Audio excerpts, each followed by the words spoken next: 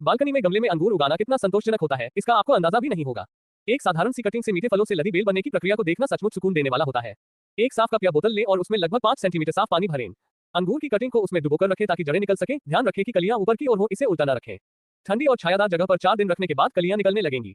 8वें दिन तक पत्तियां आ जाएंगी। इस स्टेज पर आप कटिंग को थोड़ी इनडायरेक्ट धूप दिखा सकते हैं, लेकिन सीधी धूप या ज्यादा देर तक धूप में रखने से बचें। 15 दिनों के बाद कटिंग के निचले हिस्से से सफेद जड़ें निकलने लगेंगी। चूंकि पौधा ट्रॉपिकल क्लाइमेट में है, इसलिए ये दूसरी जगहों की तुलना में बहुत तेजी से बढ़ता है।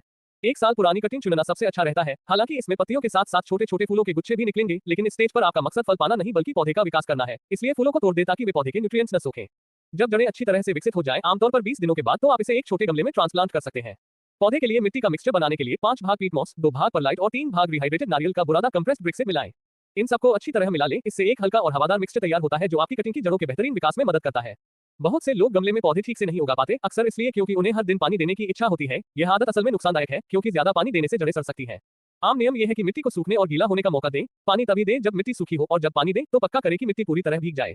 66 दिनों के बाद जब अंगूर की बेल बढ़ने के इस स्टेज पर पहुंच जाए, तो उसे बड़े गमले में लगाने का समय आ जाता है।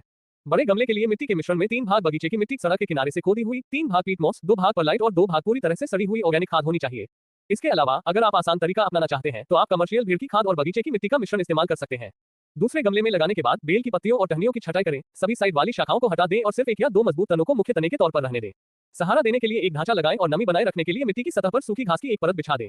जब कोई नई टहनी एक निश्चित लंबाई तक पहुंच जाए, तो उसे सहारे वाले ढांचे के चारों ओर लपेटने के लिए तैयार करें। 163 दिनों के बाद जब दूसरी टहनी भी उसी लेवल तक पहुंच जाए, तो उसे भी चारों ओर लपेटने के लिए तैयार करें। जब मुख्य तना पेंसिल जितना मोटा हो जाए, तो सभी पत्तियों को काट दें। इससे बेल सुप्त अवस्था डोर्मेंसी में चली जाती है, जिससे नकली सर्दी जैसा माहौल बनता है। जब बेल में दोबारा नई कोंपलें फूटेंगी तो उसमें फूल आएंगे। यह ध्यान रखना महत्वपूर्ण है कि यह विधि केवल उष्णकटिबंधीय जलवायु के लिए उपयुक्त है। जिन क्षेत्रों में मौसम स्पष्ट होते हैं, वहां सर्दियों में अंगूर के पत्ते मुरझाकर गिर जाते हैं, क्योंकि पौधा स्वाभाविक रूप से सुप्त अवस्था में चला जाता है और अगली वसंत ऋतु में अंकुरण के बाद फूलों के गुच्छे निकलते हैं। ये किस्म जुपिटर है, जो एक संकर बीजरहित लाल अंगूर है, जो अपनी मजबूत रोग प्रतिरोधक क्षमता और इस तथ्य के लिए जाना जाता है कि पके हुए फल आसानी से नहीं फटते। इसके फल अंडाकार होते हैं और इनकी त्वचा नीले बैंगनी रंग की होती है। गुच्छे बड़े होते हैं और त्वचा सख्त होने के बजाय कोमल होती है। कम अम्लता और हल्की मस्कट जैसी सुगंध वाले ये अंगूर स्वादिष्ट होते हैं और 244 दिनों के भीतर खूबसूरती से पक जाते हैं। गन्ने की खेती से परिचित कोई भी व्यक्ति जानता है कि गमले में इसकी खेती करना बागवानी का एक अनूठा अनुभव प्रदान करता है। इसका रहस्य कलियों को संरक्षित करने में निहित है, जिसके लिए गन्ने को छोटे छोटे टुकड़ों में काटना होता है। प्रत्येक टुकड़े में एक कली होती है। इन टुकड़ों को एक बाल्टी में लगाने से पहले 30 मिनट के लिए फफूंदनाशक घोल मिले पानी में भिगो दें, जो गन्ने को रोगाणु रहित करता है और संक्रमण को रोकता है। गन्ने के टुकड़ों को 2 संकेंद्रित वृत्तों में व्यवस्थित करें और उन्हें 2 से 5 सेंटीमीटर की उथली गहराई तक ढीली, हवादार और पोषक तत्वों से भरपूर मिट्टी से ढक दें।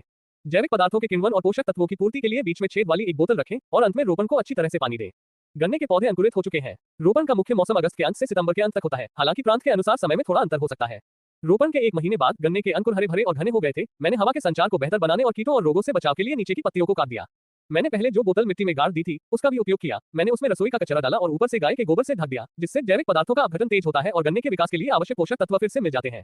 इस बार सिंचाई के लिए मैंने पोषक तत्वों से भरपूर तरल पदार्थ का उपयोग किया। किचन के कचरे को किण्वित करके ताजे पानी में मिलाकर बनाया गया उर्वरक, ताकि पौधों को पोषण मिले और मिट्टी की गुणवत्ता में सुधार हो।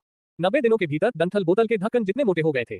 पहले की तरह मैंने हवा के अच्छे संचार को सुनिश्चित करने के लिए नीचे की मुरझाई हुई पत्तियों को हटा दिया और किण्वन के लिए बीच में रसोई का कचरा डालना जारी रखा। शुरुआती चरणों में इस्तेमाल किए गए उसी आजमाए हुए फॉर्मूले और उर्वरक देने के तरीके का पालन करते हुए एक ही गमले में इतने सारे डंठल उगने से मिट्टी की प्रचुर उर्वरता का पता चलता है। मैंने पौधों को सहारा देने के लिए बांस के डंडे लगाए और तार की रिंग का इस्तेमाल किया, ताकि वे गिर न जाएं या बेतरतीब ढंग से न बढ़ें। मैंने सिंचाई के लिए उसी किण्वित खाद के घोल का प्रयोग जारी रखा। महज 90 दिनों में ही पौधों की ऊंचाई 1 मीटर से अधिक हो गई थी। 278 दिनों में गन्ने की ऊंचाई 3 मीटर हो गई थी और पत्तियां स्वस्थ थी। मैंने नियमित रूप से पुरानी पत्तियों को हटा दिया था और वास्तव में इसके परिणामस्वरूप गन्ना सीधा और खड़ा दिखाई दे रहा था। गन्ने के पुराने पत्तों में मौजूद पोषक तत्व पहले ही पूरी तरह से अवशोषित हो चुके हैं। इन्हें तुरंत हटाने से नए पत्तों का विकास होता है और आपको महीने में कम से कम एक बार जैविक पोषक तत्वों की पूर्ति करनी चाहिए।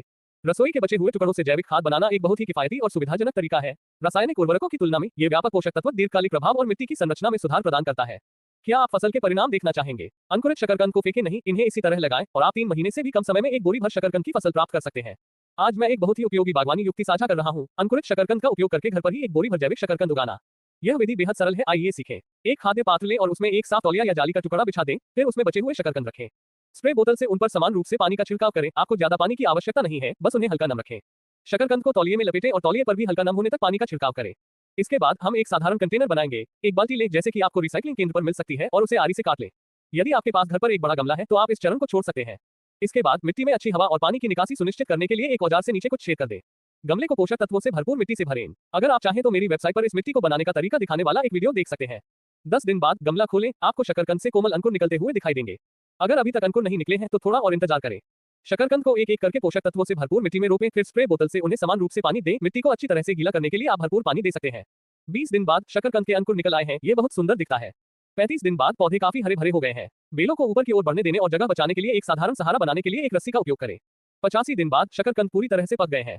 है ना आसान? कैंची से गमला खोलें। यदि आप इन्हें गमले में उगा रहे हैं तो कंदों की कटाई को आसान बनाने के लिए आप बेलों को जड़ से काट सकते हैं। हमने वीडियो के लिए मिट्टी को हाथ से हटाया। आपको घर पर ऐसा करने की जरूरत नहीं है, बस उतनी ही मिट्टी खोदें जितनी आप खाने की योजना बना रहे हैं। शकरकंद के टुकड़ों से घर पर शकरकंद उगाना वास्तव में बहुत आसान है। थोड़ी सी सूझबूझ और आपके पास पहले से मौजूद चीजों का इस्तेमाल करके आप एक बोरी भर शकरकंद प्राप्त कर सकते हैं। अगर आपके पास थोड़ा खाली समय है तो क्यों ना आप भी इसे आजमाएं।